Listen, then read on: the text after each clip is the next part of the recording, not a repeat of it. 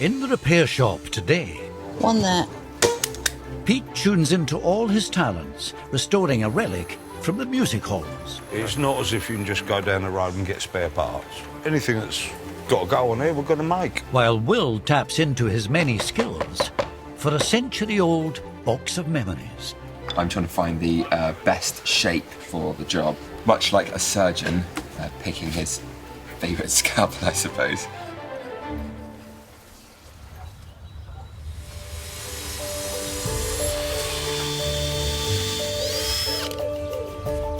But today's first visitor is Lesley Kellard from London.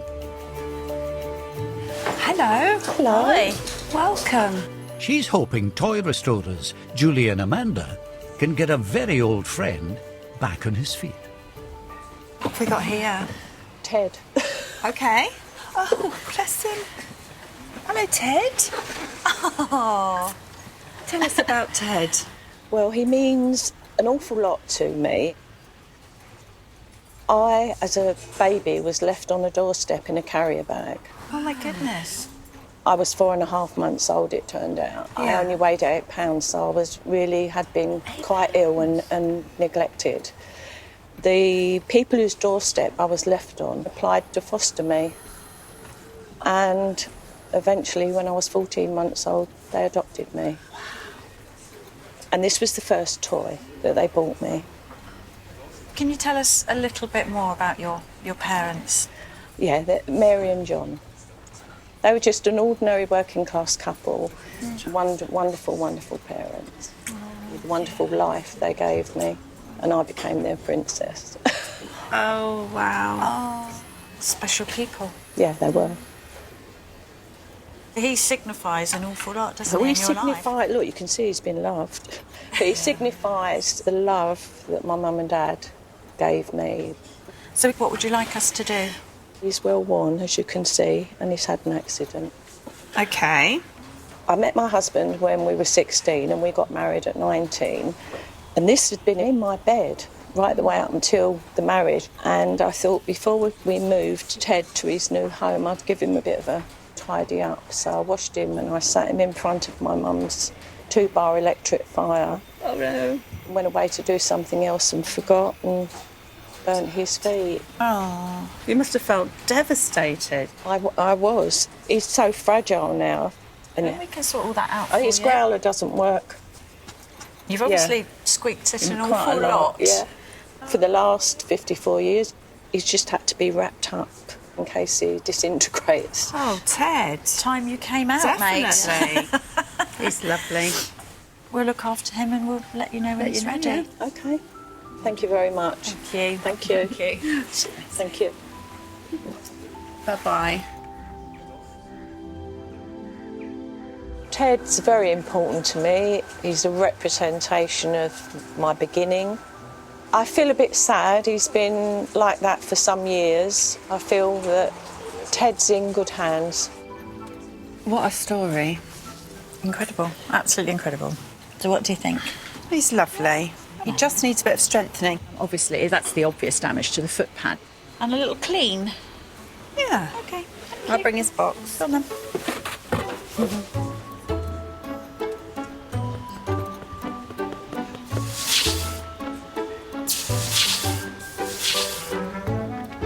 I'm just going to get to the squeaker here, which I'll let Amanda examine while I carry on. Is this going to be repairable, do you Well, think? it still makes a little bit of a noise. Can you hear this? Oh, I did. Yes. Just a tiny little bit. Perhaps Steve would be able to do it for us. Yeah. Imagine growing up with him. Look at that little face. I mean, look at him. I love him. You love him so much. I love him so much. I'm going to take his leg off. It's got to be done. That's the obvious damage to the foot pad. But what's also happened is he's lost a little bit of the bottom of his leg here. I'm going to have to take everything out and reverse it and do it from the inside. That way I'll be able to set the foot pad in and it will look like it did originally rather than just putting a cover on it. This area on Ted's tummy is very frail and has actually got broken threads and damage where the edge of the squeaker has been cutting through. I would like to put a felt lining inside there and darn over the top. I'd like to wash this before I start doing the lining. Would you like me to wash those for you as That'd be well? lovely. Great stuff, thank you. I'll get them ready.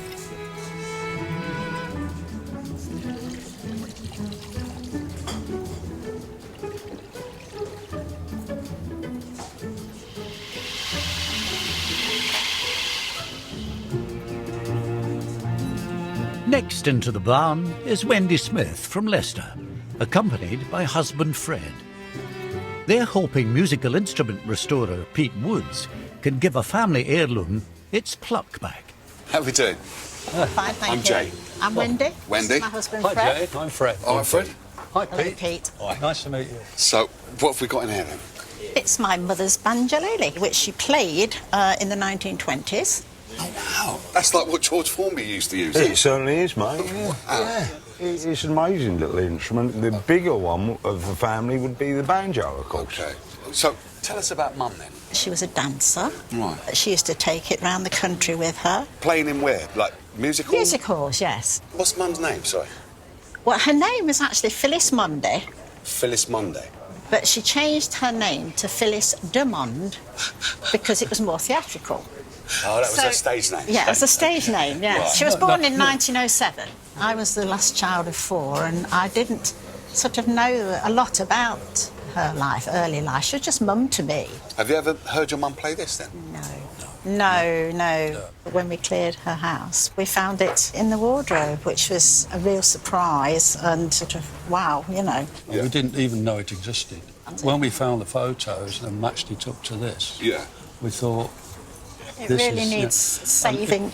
So, is this how you found it then? that's how we found Yes, afraid so, yes. With no strings. Nothing. Would it have had a skin on there as well? Pete? Yeah, Would it have been on it there? would have had a vellum skin on there. Okay. Yeah. She probably meant to have it put right, but Yeah. you don't know.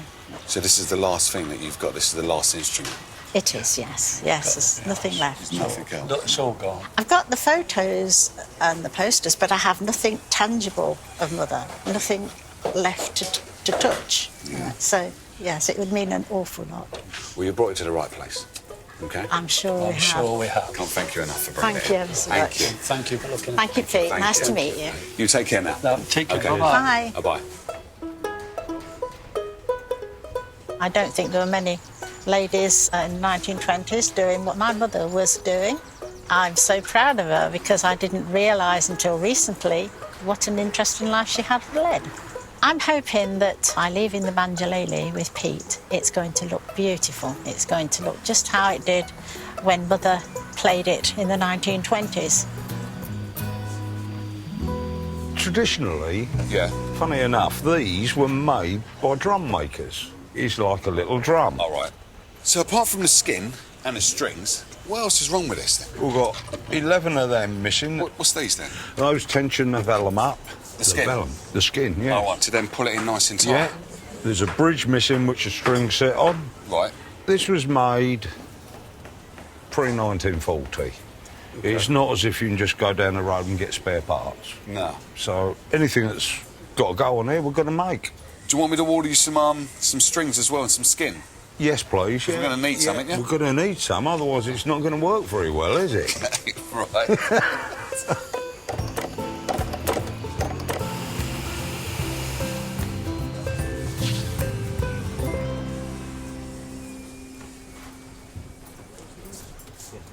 Number one needs a good clean.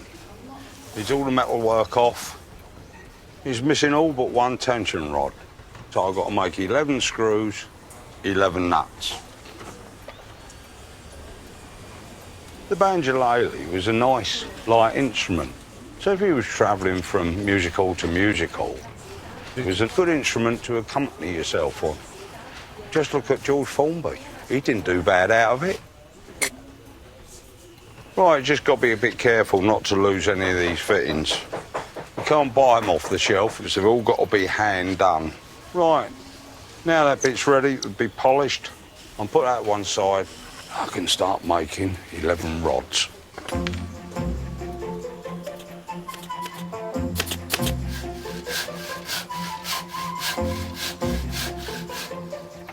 Across the barn, singed and squeakless Ted is ready for his head-to-toe repairs.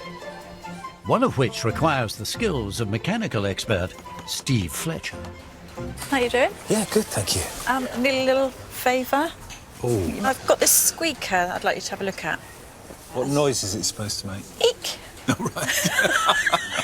Or maybe Right. eek, eek, eek. Yeah, I'll do that for you. Yeah, thank you. Right. Brilliant. With his voice box in safe hands, the bear ladies can turn to Ted's feet, accidentally toasted off in front of an electric fire. I was just looking at this, and you can actually see the singeing. Yes, Can't yeah, you? yeah, you can. Poor Ted. This one I've kind of opened up, spatchcocked his leg. This should be a straight line across the top, so you can actually see what's missing. And I'm just going to pin a piece of fabric onto the back of his foot. I've gone for a sort of part hairy, part bald fabric because I want to keep it kind of authentic. Tiny little stitches. I think that's going to blend I do really too. well.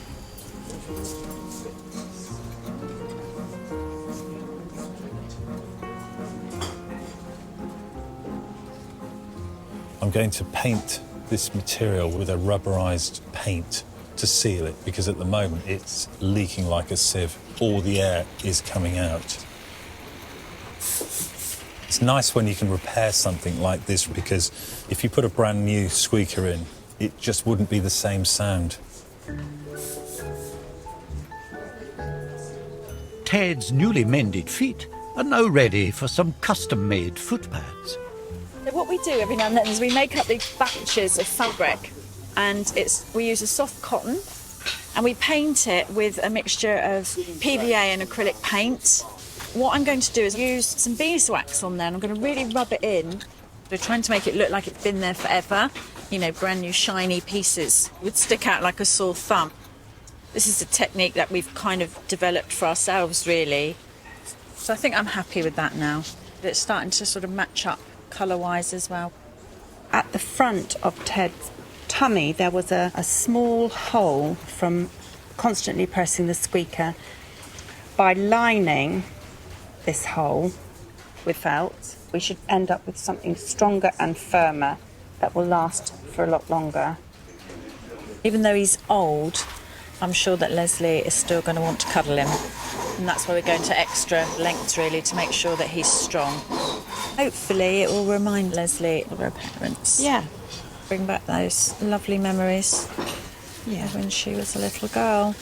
Yeah. I actually don't think she'll put him down. Let's just see if I've got this right. Drum roll. Drum roll. Oh, look at that. You've done this before, I haven't think you? I might have done, yeah. Well done. How we doing, ladies? Oh, hello. Jay. Got you those supplies you wanted. Wonderful, thank you. brilliant. Thank you. I'll pop it up there. So, where are you at then? Actually, you brought this at the perfect time because we're just about to start stuffing the limbs. That's his feet. Oh, wow, you've got the feet back on. Yeah. All right, cool. Very small pieces at a time, poking it in. And get it right into the corners. Yes. As far as I possibly can. And twisting it at the same time. Yes. Oh, well done. See? You only got to teach me once. Shall I do this one and see who gets there first? Of course it's going to be you. Why not?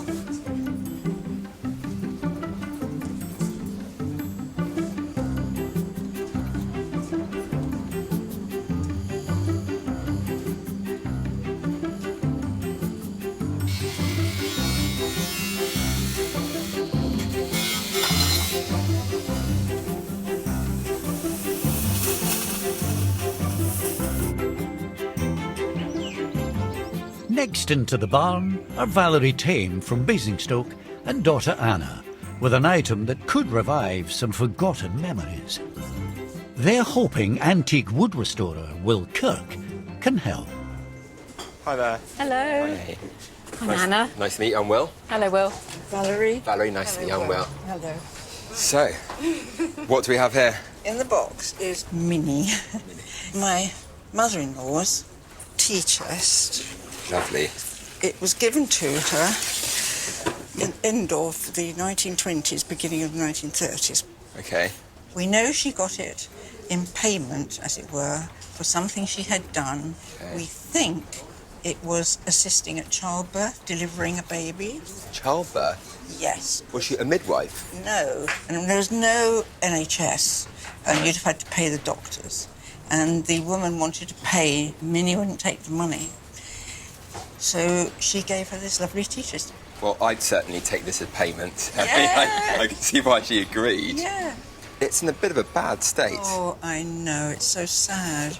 Beautiful when she first had it. Well, we've used it for other things, and it has got a little bit damaged. Bit of damage to the hand there. I don't know how. Well, it's the inside that's very bad. Is the inside really bad? Yes, it doesn't look too bad on the front. Oh, my word. Oh, I know. What's happened? Well, just a few weeks ago, my husband took it up, and he picked it up thinking it was empty. Yeah. Straight on the floor. Yep. It just went like that. And is that your tape work? I've taped it. It's terrible, isn't it? I'm sorry. I hope it doesn't spoil anything. How do you feel about the tea caddy in its current condition? It's a bit of a sad state, isn't it? And it would be lovely to have it looking something like it was when it was given to my nan. Were you quite close to Minnie? She was an incredible woman, actually. The loveliest mother-in-law you could ever have.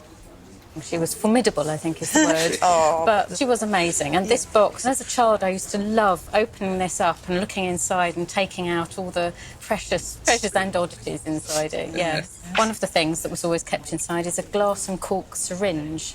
Oh, yes, you still got it. Used for we don't know what, and it's best not to ponder on. Another lovely thing it had in it is my grandfather's service discharge medal. Yeah. So this is more of a box of family treasures rather than a tea caddy? Yes. Why now? Why have you decided to bring it down to us? My father, this really sums up his family, not just because of the box, but because of the things that were kept in it, which for him are really significant. They are. As time has passed, my dad's memory has failed, and he can't remember a lot about the past. Sorry. Darn it. Darn. Yeah. Quite emotional about the box. But it isn't just the box, is it? It's everything that's what it conjures. it's inside and everything that surrounds that as well. Yes. And I think it's particularly about, Dad and my nan, and it's really important to us because my dad is much more connected to the past now than he is to the present. Yeah. What we want to do is bring this back to something that he would recognise and remember from when he was a little boy, because I think that's what's important to him now, his memories of brothers and sisters, and of course my nan, and this box are the most important things, so we're here for him. Yes, indeed we are. Well, I hope to do a wonderful job with this, and I will do my very best thank you, to make sure I get it looking as lovely as it once did. Yes. Thank you. Thank you for coming down. Thank you very much. Thank you. That's okay, I'll see you soon.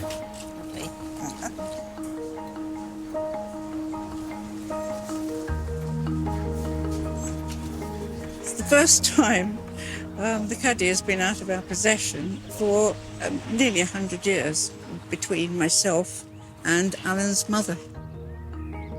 Oh, it's the memories that box contains, especially for my husband. I think it would be wonderful for Dad to see it repaired. Yes. It's a tribute to my father and to my grandmother as well. Getting it restored will be a tribute to both of them. Well, this is a lovely tea caddy. This is walnut. And I think when it was first made, it would be quite striking to look at. However, part of that knob there is broken off. It's missing bits of wood around the outside, and it's in a bit of a sorry state. Inside, you would have had 2 of these tea caddies. I think usually one would be for black tea and one would be for green tea.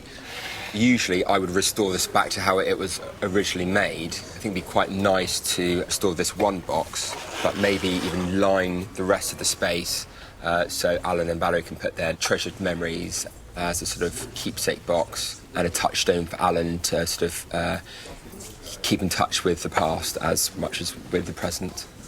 There's quite a lot of work for me to be getting stuck into. Oh, that was keeping that in place. If there are any dry old bits of glue here, they really need to be cleaned back out, and fresh new glue needs to go back in there, because if one thing is going to fail, it might all fail again. So I'm cleaning it all out properly and re-glue and clamp it.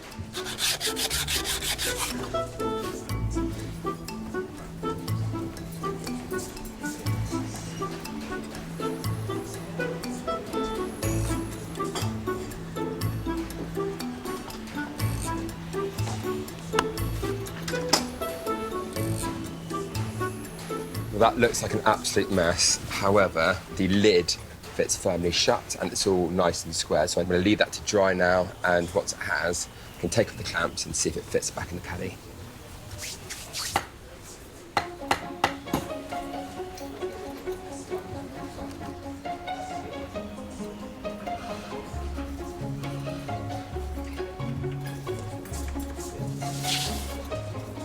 On his workstation, Pete's fully dismantled what remained of the banjulele that toured the music halls of the 1920s. He now faces the mammoth task of recreating from scratch each of its many lost parts. These tension rods, we've got one of them, luckily enough, for a sample.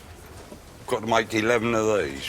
These get tightened up because the vellum will go across the top, which gives it the sound. Vellum is a cowhide, specially prepared. It lasts for thousands of years, but of course not on a banjulele or a drum. Right, here we go. Got some steel now. We've just got to heat the end up and try and put that little hook on. It's a tricky little bend. Same way as blacksmith would work metal in the forge. Just heat it up and away you go.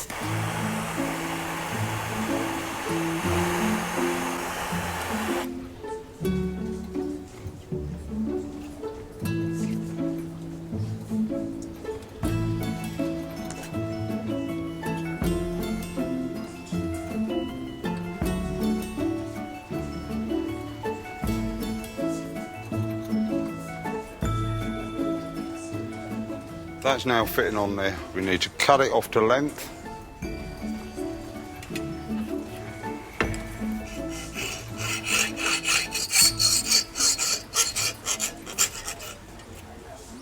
That's about the right length.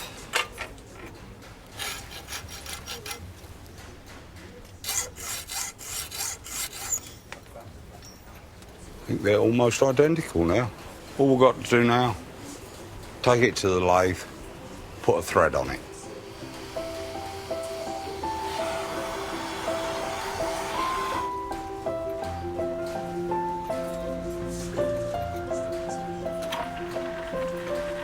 Better going slow. You couldn't have it going fast because it doesn't cut the thread correctly. If you've got it in a fast gear, it just makes a mess, just will completely chew it up. So you put it in slow, goes lovely. And there we go. A nice, fresh, well-cut thread. We'll just test the old nut on there. Look at that, spot on. Only another 10 more to go. While Pete presses on with the metalwork, Will has found a spare moment to help with the sorry state of the banjulele's wooden parts, starting with cleaning off decades of dirt from having lain hidden in a cupboard. I'm going to use a little bit of methylated spirits on a rag. This is the first banjulele I've ever worked on.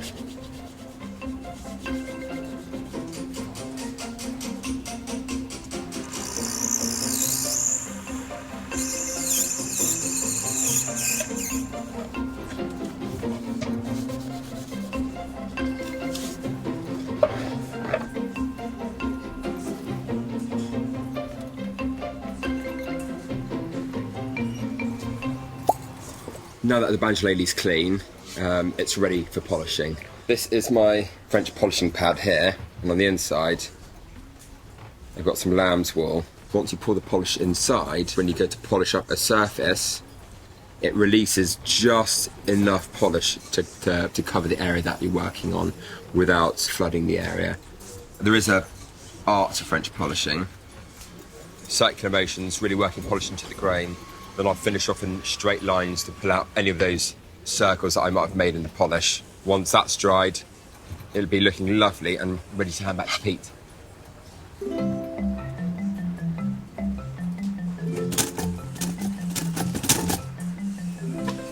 Oh, well. All finished. Oh, that's brilliant, thanks, mate. That's a lovely job. That's come up really well, hasn't it? On their workbench, bear repairers Julie and Amanda's restoration project, Ted, He's got such a kind face. He has. is almost back to his lovely self.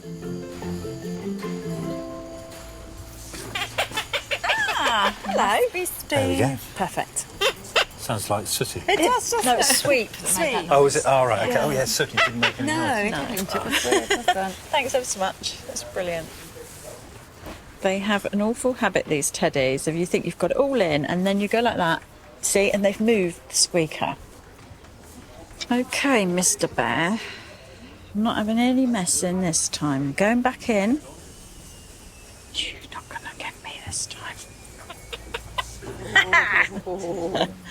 Gotcha. It's so nice, isn't it, to see him sort of coming back. So there he is, done. Just give him a bow and he's all ready to go back to Lesley. They're just in time. Lesley's returned to see if her furry friend, who'd been through the wars, has managed to scrub up enough for a life on display. My teddy bear, Ted, was the first present my adoptive parents ever gave me. Ted has been in a bag for the last 50-odd years because I'm frightened of him falling apart. So it'd be lovely to get him out again. Hello. Hi, Lesley. Hello. Welcome back. Thank you. Nice to see you again. And you too. Yeah. How are you feeling? Excited. Good. That's good. Excited. Not worried, just excited. Good. Good. We're really excited to see what you think. You ready? Yeah. Oh my gosh.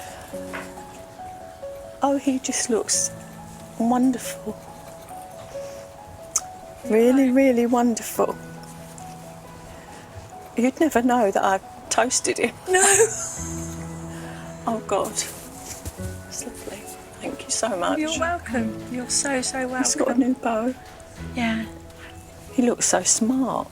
Yes. Have you had a wash and brush up too? Oh, he's had a bit of a brush up, yeah. But he hasn't been You in didn't front of the fire. No. No fires were involved. Oh, he's gorgeous. He's gorgeous. You're magic. See? That hasn't happened for a long time. I wondered when you'd find that. Steve was able to, that's lovely. fix it. Thank you, Steve. You're welcome. Oh, he's absolutely wonderful. I can't say thank you enough. We've loved doing him, Yeah, haven't we? We've kind of fallen in absolutely. love with his little face because it's absolutely adorable. He is, isn't he? You Yeah. can't have him, though. Aww. All yours. Thank you. It's all yours. Thank you. Enjoy him. I will. Thank Bye-bye, you. Lesley. Thank you. Bye. Take care. Bye-bye. Thank you. Bye. Bye. Oh. It's absolutely wonderful what they've done to Ted. Just overwhelmed, really. My parents always knew that Ted was my comfort blanket. They'd be pleased that he's now able to come out where everybody can see what a wonderful little bear he is.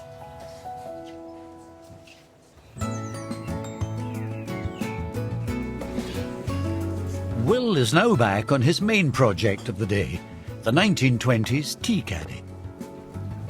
Having repaired the box that owner Alan recently broke, That's a perfect fit. Fits really nicely in there.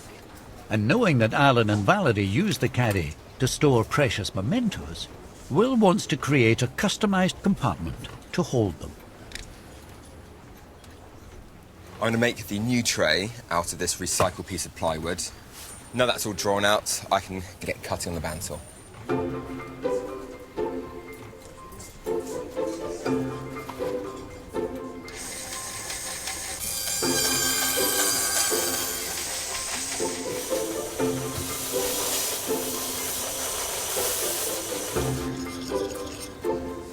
Will must carefully glue together the 5 pieces inside the tea caddy to ensure the box is a perfect fit and therefore easy to remove.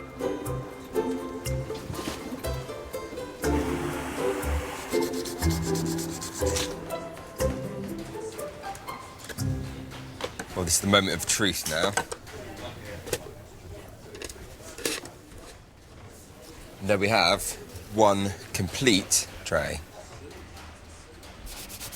At the moment, it sort of stands out like a sore thumb. I want to tone it down so it matches in and it's a bit more of a sympathetic addition. I'll use some stain and some polish, mix it up and try to colour matching this to match the rest of the box.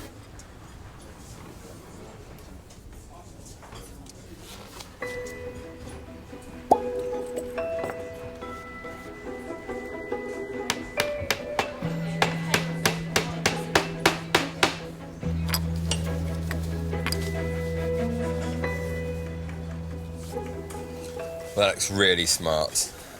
And I really like the cut of the wood. It's really nice and smooth, so that should slide in and out of the tea caddy really well. I'm going to put that to one side for now, and then have a look at this handle. The handle on the side of the tea caddy is broken. That is glued really firmly on the side of the tea caddy. I don't want to try to take it off in case it causes any more damage. So what I'll do is I'm going to turn up a blank piece of wood.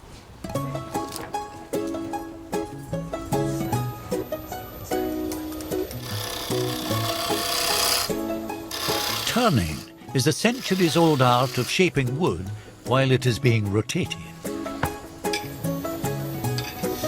And before the advent of machinery, the lathe would have been operated by hand, courtesy of a craftsman known as a turner. Well, that should be the right size.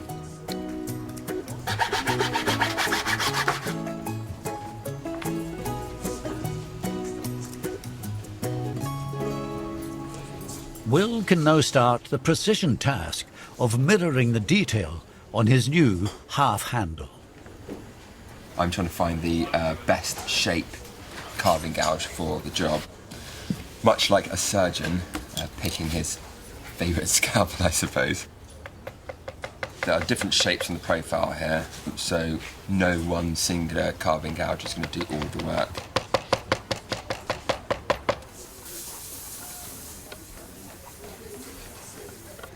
This is carving like a hot knife through butter. When this is finished, it's going to be a nice symmetrical circle.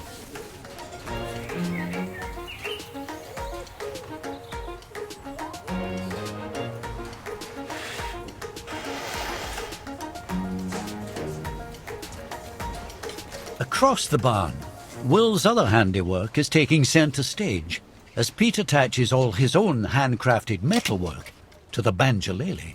Seems like they're never ending, these rods at times. There's only 12 of them, but seems like they're never ending. But before it can make its musical comeback, he needs to fit its cowhide skin. The skin is actually only about 12 thousandths of an inch thick. If you handle it in the wrong way, you will go through it. It's quite simple.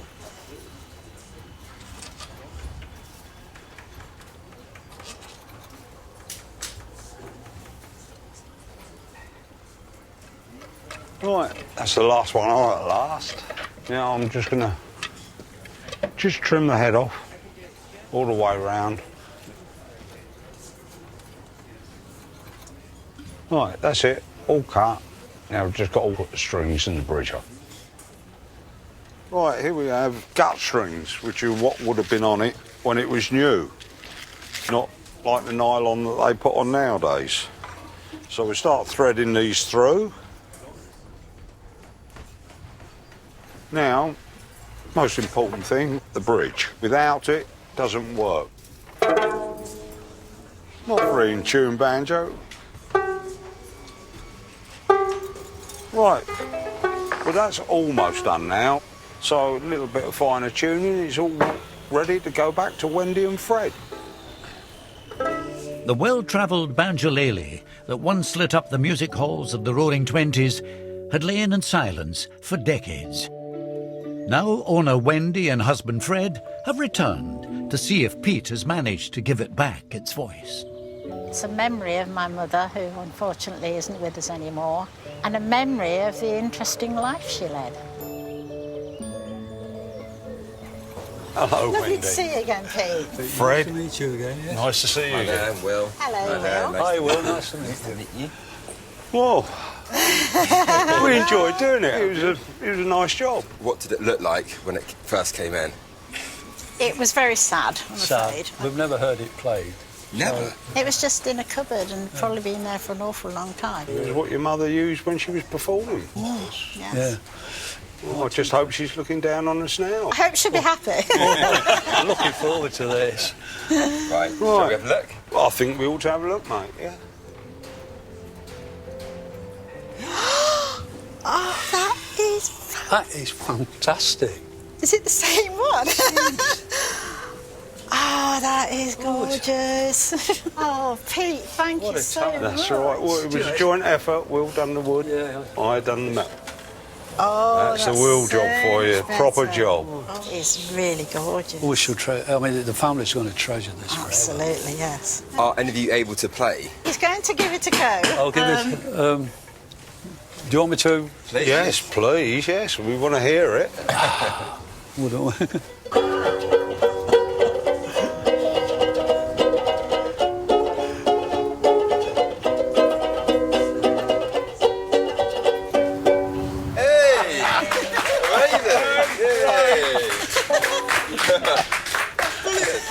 It sounds lovely, doesn't it? I tell you what, it sounds fantastic. Well, thank you for playing it. It gives me great, us great pleasure hearing you playing it. Thank you so much, Pete.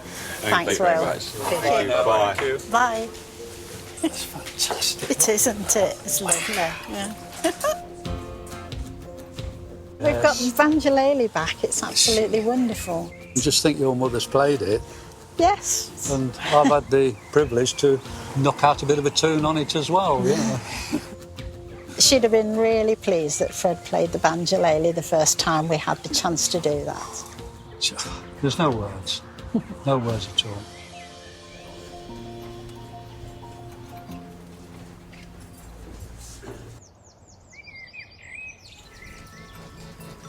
With one 1920s treasure off to live a new life, Will can return to completing his work on the other, the tea caddy. It can be safely handled as a keepsake box again, but there's still an important cosmetic repair. The last thing that I need to do is place the damaged veneer on the top of this box. That missing patch is very specific to that piece of wood from that tree, and I'm never going to get that exactly right. So what I'm using is some walnut veneer, which has a really good base colour and a base figure to it. I can blend them in with some pigments and some polish to marry up both pieces together.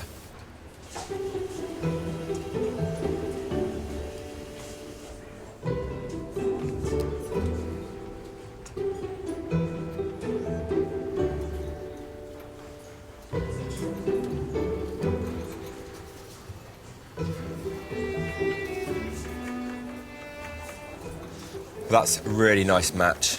The join line between the old and the new veneer is almost seamless. I'm really happy with that. Woodwork's finished. The caddy's ready for its polishing. This is my favourite part. Even just a really thin coat of polish on there now, that wood looks absolutely wonderful. All that grain and the colour in the wood is coming out. Really hope that Valerie and Anna love this finish as much as I'm loving it right now. This once stunning tea caddy came into the Thame family almost 100 years ago, becoming a much-loved trove for their family's treasures. Valerie and Anna are hoping Will's managed to rebuild it so it can help stir some happy childhood memories for Valerie's husband, Alan. Hello. Thank you for coming back. Hello. So, Yes. coming to pick something very special back up. Yes. Do you remember the condition of the tea caddy when you brought it in? Down to every last little scrape and scratch. Right. There you go, here it goes. Shall we have a look? Yes. Oh, it's sharp. Oh, look. Gorgeous. Look. How did you do that? Did you do that? Oh, Can we look inside? Yeah, please do. Oh, Oh, I say. Oh, I say. It's got a little Look at place that, Mummy. Be careful. Oh, look. Lovely. You put that on the Oh, side it's a whole as well. box. So everything can go back in there. Yeah, where beautiful. they came from. It's absolutely stunningly beautiful. I mean, it actually is beautiful, isn't it? Yes, it's a beautiful thing. Oh, come on, thank you very, very much. Oh, dear. I know. Oh, I can't wait for Daddy to see it. No. It Alan was will be absolutely thrilled. We don't quite know what we're doing. No, so when we come home with this, he'll hopefully have all those lovely memories. Lovely. You've done a truly beautiful job. Yes, it's the it's most really lovely, lovely. lovely piece It was of really lovely. craftsmanship. The original makers of this put their heart and soul into these things, didn't they? Well, I put my heart and soul into restoring it for you. Oh, thank you, Will. But now it's time to hand it back. And I hope Yes. that Yes. you'll cherish it and Alan really likes it as well. Thank We're you very much. lucky. We feel very privileged to have this. Thank you. Okay, bye-bye, Will. Bye-bye. Will's just done the most stunning job, Yeah, it's isn't it? lovely and thoughtful. The extra box is thoughtful. I can't wait for my dad to see it. And then seeing it so beautiful and knowing how much it will bring back for my dad.